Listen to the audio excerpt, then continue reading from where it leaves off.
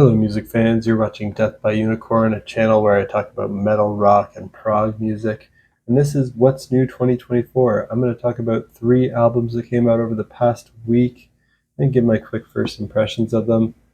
And I'll talk about them in my order of preference. The first 2 are very good in my very good tier, didn't quite make my excellent, near masterpiece, or masterpiece tier. And the last one just in my good tier. So the first album I'm going to talk about today is by an artist called Symbiotic Tomorrow, and the album's called The Final Call. It's the 3rd album by this Irish band. It's progressive metal. Before adding this album to my list to listen to, I sampled a bit of their previous album. The production on their previous album sounded a bit raw for my taste, but the guitar riffing and drumming were well done and fun. But one thing that I wasn't sure about on their previous album was the harsh vocals. They didn't sound like they were executed the best to me. Maybe they'll grow on me if I listen to it again. But I was happy when I heard this latest album, latest album, The Final Call from Symbiotic Tomorrow, that they abandoned the harsh vocals and the death metal influence. I didn't really like their death growls. They did more of a straightforward traditional progressive metal style here for fans of Dream Theater.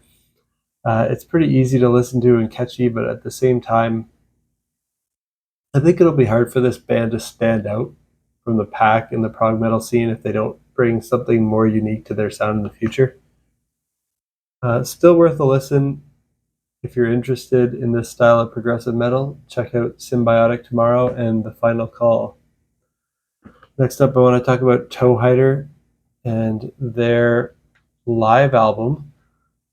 To finish their series of 12 EPs that they released in 12 months, they called this Warts and All, live in Chicago. Toehider is an amazing Australian band. It's really more of like a one-man project from Michael Mills, but he brings in guest collaborators. He had touring musicians. So you hear a full band playing, and it's progressive pop rock, I guess is kind of the best way to describe it. There's some metal influence in there, but it's definitely progressive, but it's pretty catchy, lots of nice hooks.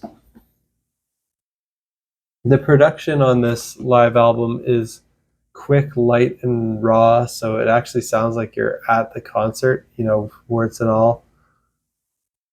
But I did read a post that he posted on Facebook about edits that he made to the original concert audio, and it surprised me that there were actually more edits than I thought, given how shortly before the release of this album, the concert actually happened. So the concert happened on July 21st, and then a whole just 11 days later, the album was out. So he didn't spend a long time like mixing or anything like that, but he did say he corrected some words that he got wrong in post editing.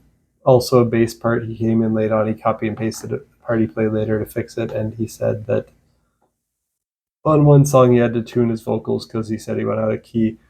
But as far as I could hear, the performances are great. I didn't even notice that things were edited. Maybe if I listened back closely to the parts he said, I could probably tell. The performances are great. The set list he chose for the night is also awesome, though I wish he played parts from I Have Little to No Memory of These Memories, because that's my favorite work from Toehider. But that album is like 1 47-minute song or something, so I understand like if he played that song, it would probably be the whole show or the vast majority of it. But I wonder if in the future he might just play like a snippet of it or something, or hey, maybe one day he wants to play it in its entirety in a show. I'd love to see that. And so that's Toehider, Warts and All, live in Chicago. Check it out if you like Toehider, as you should. And lastly, in my good tier, I'm going to talk about an EP by a band called Sonagi, which is called Everything is Longing. This is an American post-hardcore band with some punk, emo, and screamo influences. I never listened to this band before this EP, but I heard this song Rain Shadow ahead of time, and that got me interested in checking this out. If you want to hear some harsh screamo vocals and some raw production, this is an album to check out. You definitely have to be ready for that sound. It's Definitely not for everybody, but it's well executed if you like that style and are okay with pretty basic lo-fi raw production of it. And that's it for my first impressions of these 3 releases that came out over the past week. Let me know if you've listened to these and what you thought of them down in the comments, and what else came out recently that you think I'll enjoy.